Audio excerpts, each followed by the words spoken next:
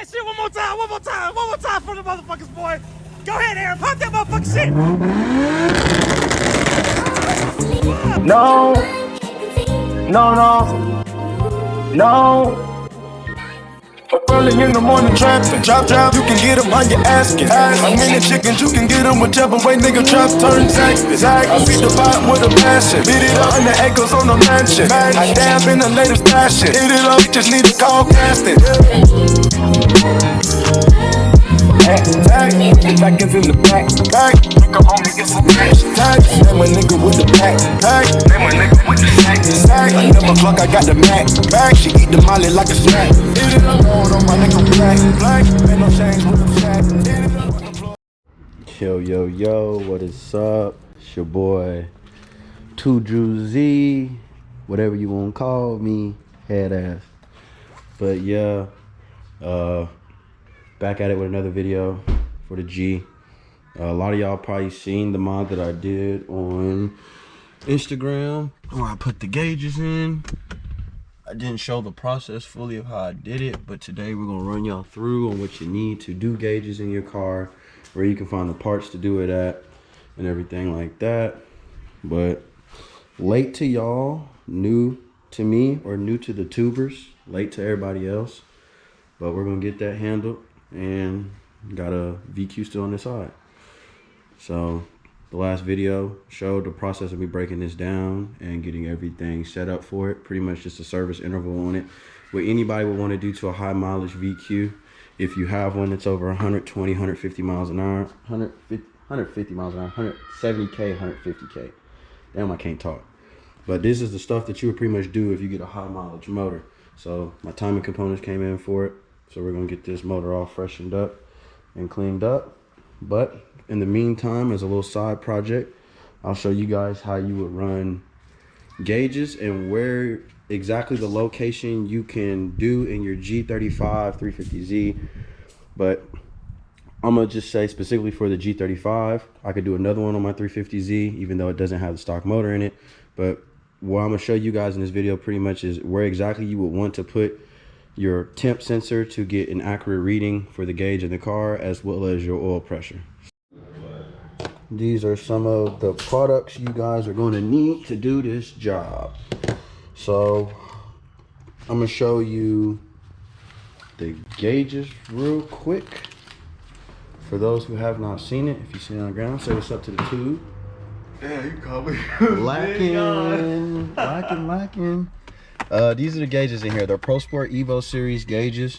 I have them wired up with the cigarette lighter. So whenever the cigarette lighter gets power, these get powered directly from the ignition. So boom, I turn that light off so you guys ain't blind, and boom, we have gauges in here. They change colors for those people who are looking for a little bit more customization. You are able to change the colors of it, set the warning lights on it, the peak that you want the gauge to top out at, and the warning that you want the gauge to do whenever it falls below. But yeah, these are based off of here, so and I can even use my cigarette lighter still. It's still accessible. Yeah, that's how those are set up. And some of the stuff you guys will need is right here. Starting with the oil pressure sensor, I'm gonna show you guys how I'm gonna do that. So from factory, obviously, you know, most JDM cars or Japanese cars are BSPT T-Fitting. So what that means is it is a British standard pipe fitting threads. So the threads for most of the blocks on Japanese cars are British standard pipe threading. So they have a little bit more threading on them than they usually do. Don't get it confused with MPT, because a lot of people do that and then you cross the threads, you damage them, or if you try to rethread it, you'll damage the threads. So let's just avoid that, stay away from that. I bought these off of Amazon. They're 1/8 BSPT to 1/8 MPT fitting. So I bought this T fitting from Z1. It's stainless steel. You will take the factory oil pressure gauge out. You will thread him in his place with some thread sealant that I have right here, high temp thread sealant. You can extend it out to where the factory OEM one will be on the outside right here, going straight back, and then the side one can be your aftermarket gauge, or you can make the side one your OEM gauge, and then the top your aftermarket gauge. But this is 1/8 BSPT to 1/8 BSPT female on these both ends, and this is the male. So this adapter piece is 1/8 BSPT to 1/8 MPT. That allows me to put any American standard MPT fitting with use, obviously. I know it's a lot of math I'm probably saying, so they're probably like, what the fuck is 1/8 BT MPT? I don't know what he's saying. Pretty much Japanese motors are BSPT fitting, and most aftermarket gauges are 1/8 MPT. That pretty much covers the oil pressure situation, pretty much how I go about that. And then we have the coolant sensor temperature. I got this fitting from Z1. The packaging is going to tell you it's a 300ZX coolant temp sensor adapter, and they let you actually choose which style thread you want in it. If you want 1/8 BSPT, 1/8 MPT, or 3/8 MPT. So I went with the 1/8 MPT because my Pro Sport gauge came with a 1/8 MPT style thread sensor. So this is the part number for you guys if you want it directly. It's going to say 300ZX, but it is for 300ZX, 350Z, G35, G37, so on and so forth. They're actually the same diameter. This is a 34 millimeter. I want to say it's 1.55 or 1.54. I test fitted them up. They fit exactly to it. It fits snug. And then I threw in a VQ coolant bleeder port from Z1 as well. Here's the part number. Since you're already gonna have to bleed the cooling system anyway to splice this guy in, I figured why not go ahead and get rid of the OEM one and toss this guy in there. It comes with supplied spring clamps, worm spring clamps, so you should be good with that. But I'll show you pretty much where I'm going to slit in at. So right here on the factory line, as you can see, the factory line has a curve on it. I want to put this fitting the same exact angle. So I mean, if you wanted to do it this way backwards, you could splice it in right here. I want to give them a little bit more feet away from the main pipe so it doesn't become an issue at all or make this a leak point. So I'm just going to splice it right at the top of the hill. So right here I'm gonna splice into it, and I'm gonna just put this guy in its place. He curves and flows damn near exactly with it.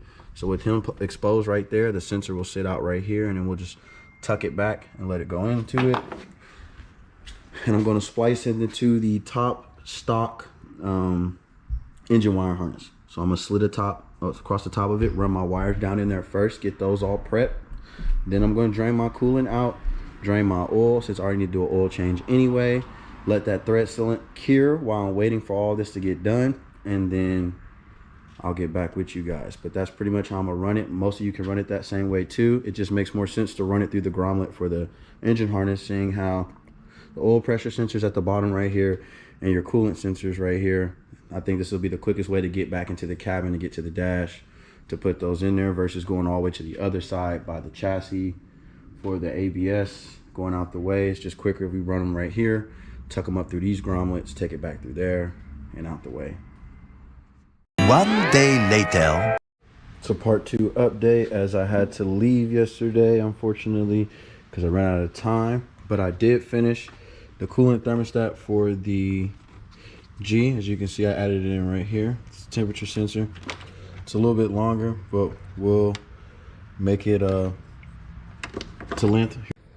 If anybody has a GoPro, they obviously know them shits die stupid fast. But I did get the thermostat switch, or the coolant temperature switch for the G. I got it widened right there. The line's just a little bit longer. I can show you guys real quick. I actually burped the system earlier. Got everything up to temp, bled it, and it was good. But currently, it does have a reading on it. So it is properly reading like it should from the coolant temperature in it. And I'm finishing up right now the oil pressure switch.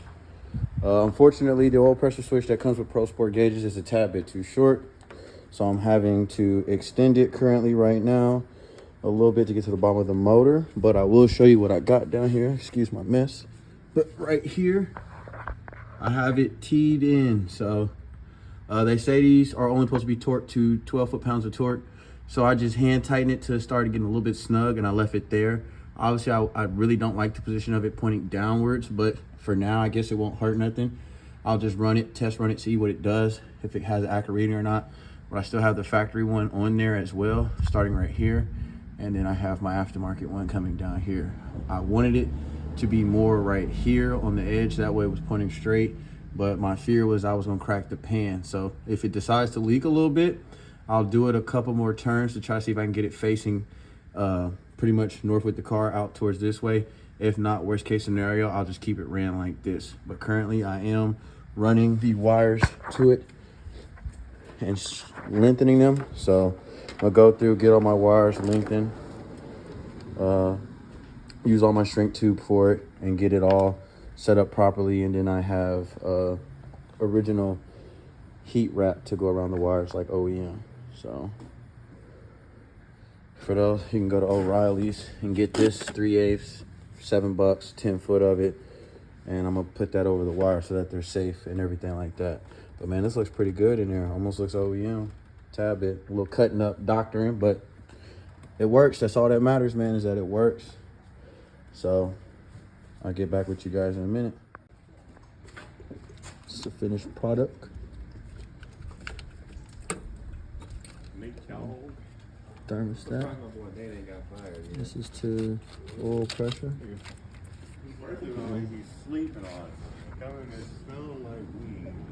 It's hanging kind of low, but I might just tuck it up some. But we do have a reading. It's plugged in. So car's not started, but we do have at least it reading.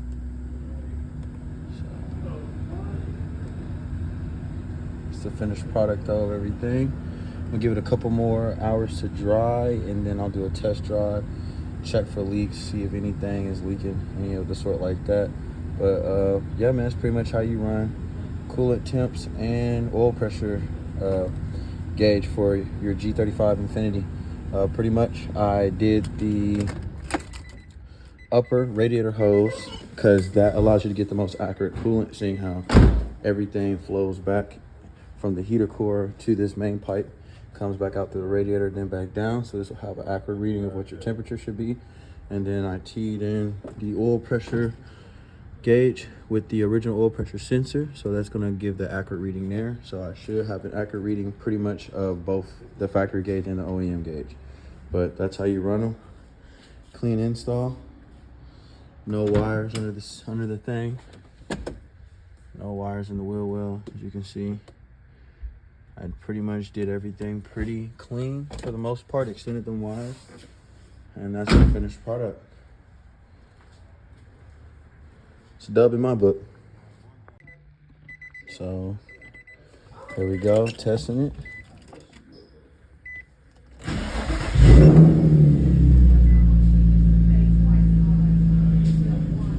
There we go.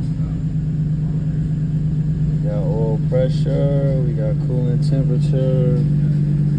Show you guys no leaks.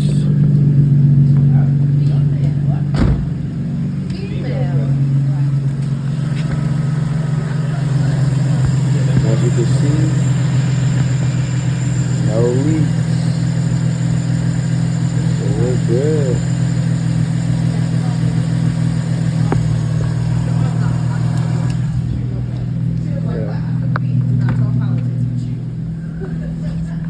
Yeah, that's good. That's how you pretty much show the oil pressure and the water temp.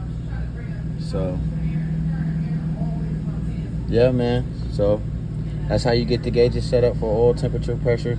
It was higher when I first started the car earlier. I didn't get that on camera. It's about 72 PSI, and now we're getting the idle. So once it gets to idle and the temperature, we'll see if it's within factory spec on it.